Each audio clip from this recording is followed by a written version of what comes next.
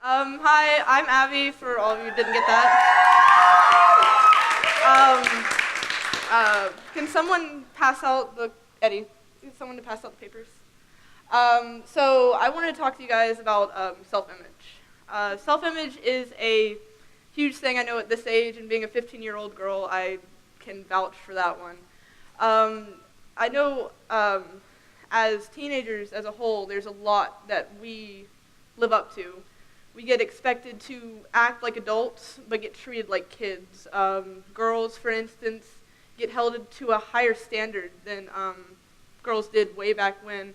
We're expected to wear makeup to feel pretty, buy different clothes, and even act a certain way. And through that process, you feel like, you're never good enough for somebody. You never, I don't know how to, you're not worth anything. I know I went through that a lot through the past few years, going from middle school to high school. You just don't feel like you don't have anybody that truly thinks that you are amazing. On the pieces of paper and pens, if they do get passed out, I want you guys to write one thing that you can't stand about yourself. The one thing that you don't like, the one thing that you don't think anybody will love you if they knew about you. Take that and think about that for a minute while I'm still talking, and just hold it there for a second. I want to share a verse from Genesis 1:27. It said, "So God created man in his own image. In the image of God he created him. Male and female he created them."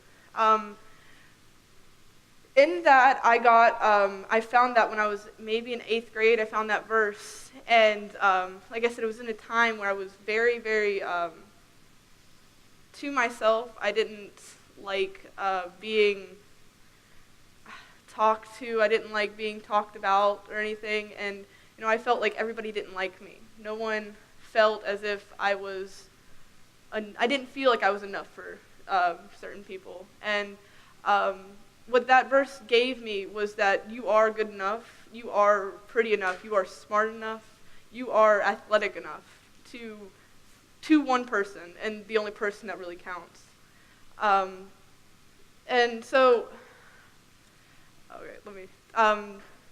just to take from that, a sense of hope that a lot of people don't get. Like, to anybody, you're going to be imperfect. Even to your parents, your attitude is probably not the best.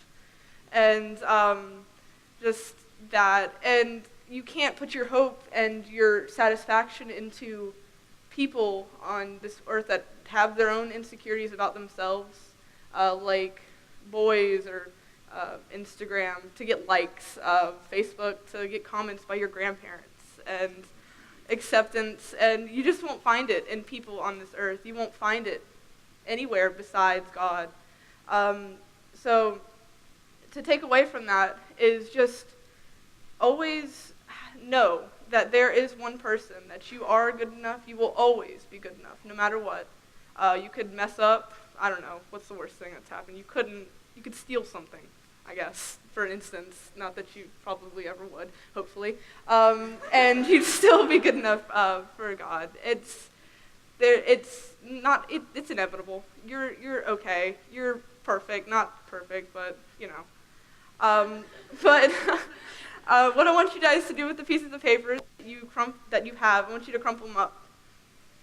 Because in God's eyes, none of that matters. He doesn't care that maybe your legs aren't a certain way, your hair's not long enough, your hair's not the right color, or anything. Everything is fine. But yeah,